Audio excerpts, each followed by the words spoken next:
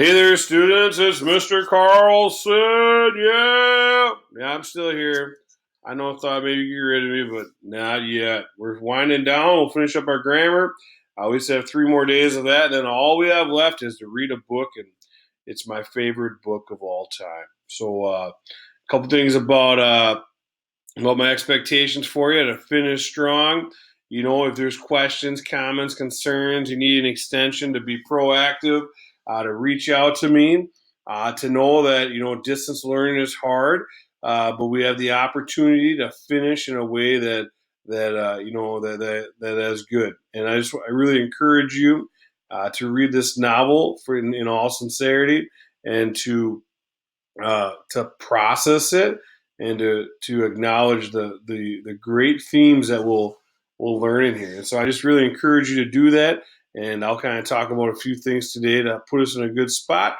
So I have a little hair stick up. My wife told me that my gray hair is, or my mom today told me that my gray hair is really, really coming in. And whatever. What am I supposed to do? Should I dye my hair for you guys? Black? No? Brown? Hot pink? I don't know if I'd be let in the house if I dyed my hair hot pink, so I'll pass on that one. But anyways, I'll stop talking about myself. Oh, one more thing. I got a sweet t-shirt on today. Powell's Books, greatest bookstore in the world. It's located in Portland, Oregon. If you ever make it out to Portland, go check out Powell's Books. All right, but here we have our agenda here, and every day on your agenda it'll tell you what to do. Today, on the first day, 5-6, my expectation is that you read chapters 1 through 3. I also realize that's a lot of reading, and for some of you may not have the opportunity to finish that. And if that's the case, know that the reality of the fact is whatever I sign throughout the week is kind of a ballpark of where I want you to be. But by the end of the week, by Monday morning, you should be where you need to be. And if you're not, that's going to be problematic because we're probably going to make quizzes on Monday, and the quizzes are only going to be open on Monday. And so if you can't have your stuff done, or if there's a problem or a situation, I should know about it ahead of time. And there's a lot of ways to make this work out for you. You can't go hang out with your friends right now, even though some of you may be doing that. You can't have a sleepover. Maybe I don't know. Well, we're not going to talk about that, but there's a lot of things here. I just want to make sure that you have the opportunity to do this. It's a great thing to do when you're going to sleep, to listen or just listen in bed. Just put those earbuds in, pay attention, put the phone away, and listen to the great writing of Harper Lee. But in the situation here, so in our calendar, there's a calendar that was created, and in this calendar, it talks about what I expect from you every day. If it's a Monday, you may see a quiz on something from chapters 1 through 6, but we'll worry about that later. But some cool things here. There's 2 texts up here you could pull off. Either one works perfectly fine. There's 2 audios. There's pros and cons to both. And the first one here, the nice thing about it is you can speed up the audio or you can slow it down depending upon the reading that you want it. The other one's nice because it separates the chapters a little bit more, so you don't have to you can just I read the first 2 parts of chapter 1 and then be there. Or then be done and then know where to start the next time. So there's pros and cons to each. I've checked these links about 37 times. I know they work. So that's that. And you have your chapters that go along. And so I'm going to delete this because I don't want it. All right, so that's the first part, right? The second part is your study guide. So the first day you're going to make this study guide. You're going to hit file. You're going to make a copy, and this is where you're going to put your answers in. I expect you to do this, all right? A lot of the questions from the quiz will come from the study guide. I'm probably going to make you submit your study guide, and I'm also going to probably check to see if yours looks a lot like someone else's. So it's important that you do it yourself. It's also important that if you have questions along the way that you just reach out. You write me a message. You say, hey, Mr. Carlson, chapter 1, number 1, it says, write down the question, and I will respond to you with a video message. That's right, a video message personally to you.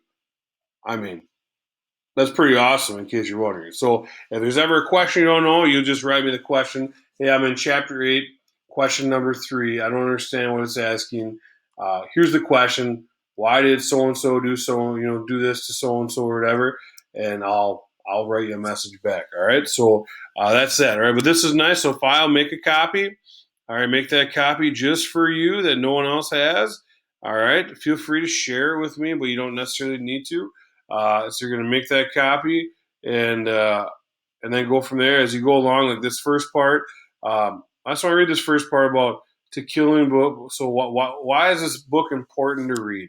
And I could tell you 37,000 reasons. Well, maybe not that many, but I could tell you a ton of reasons why I love this book. But if you look up and if you remember my front of my room, there's all these quotes up there, right? And if you remember, To Kill a Mockingbird had the most quotes, but there's so many things about this book that I love, and I'm going to read this to you. It's a little bit long. It's a little long. It's not too bad though.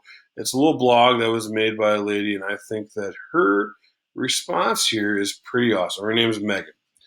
I'm sure you all remember growing when your freshman high school English teacher assigned you yet another book to read. I remember thinking, why? Why in the world is it necessary to read? But of course, that was before I had the passion for reading I do now. Part of that passion stems from Harper Lee's incredible novel, To Kill a Mockingbird. So, why is it important to read this book? I'm sure we all have heard the answers from teachers tired of being asked why. Well, because I said so, because it's in the syllabus, because it's important, so you learn something, so you can be well read, so it meets the standards. The list goes on, but none of these really answer, are they? So, without further ado, here's the real reason why To Kill a Mockingbird is so influential for someone who has read it multiple times. I was thinking about that. I've probably read it about 85 times right now. So, the life lessons Atticus teaches his children are priceless. Here's a few of his pearls of wisdom. You never really understand a person until you consider things from his point of view. There's a lot of ugly things in this world, son. I wish I could keep them all away from you, but that's never possible. To remember, it was a sin to kill a mockingbird. This one might need some further explanation. What Atticus means by this is that don't senselessly destroy the beauty in the world. A mockingbird never harmed anyone. They just make the world a more beautiful place. The one thing that doesn't abide by a majority rule is a person's conscience. More than just one great liner, Atticus gives us examples after example of how to be a decent human being and a terrific parent. He led his children by example more than anything. It's a quality to be admired. I wanted you to see what real courage is, instead of getting the idea that courage is a man with a gun in his hand. He also commanded their respect for himself and other elders without demanding it. Way to be the best example of a parent. It's okay to not be girly. With gender issues, norms running rampant in society, this timeless wisdom should not be overlooked. Scout Finch is the main character. She's the narrator. Is a dictionary definition of a tomboy. She doesn't want to wear a big fancy dress like her aunt or attend tea like the other girls. She wants to play in the dirt and fight with the boys. Aunt Alexandra, her father's sister, tries her hardest throughout To Kill a Mockingbird and its sequel to convince Scout of her place as a woman. However, Atticus and Jem make sure that Scout knows her place as a woman is to be just a good person, and you don't need to wear fluffy dresses and girly tees to do that. It's relatable.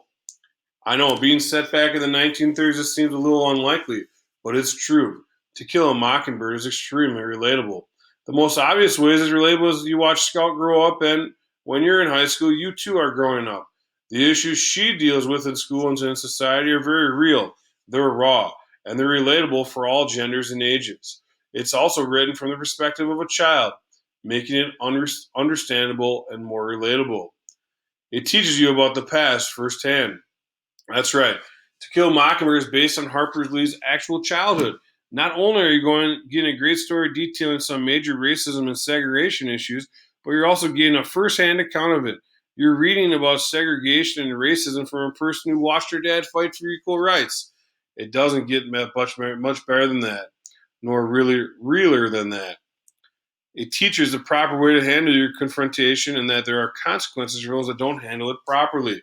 In To Kill a Mockingbird, you see Atticus defend his client from an angry mom with the absolutely no violence.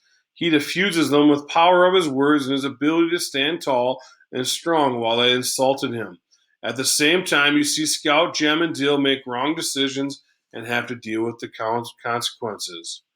Don't judge a book by its cover. As you go along, This part right here will just fill in as you do, and then there's a map of make them, which will be really helpful for you.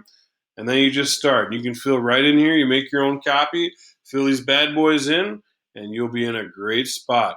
Please don't copy and paste answers. Please do it yourself. All right, if there's questions, comments, or concerns, know that I'm here to help you out. And with that, I'm going to tell you to have a majestic day. And I think that's it.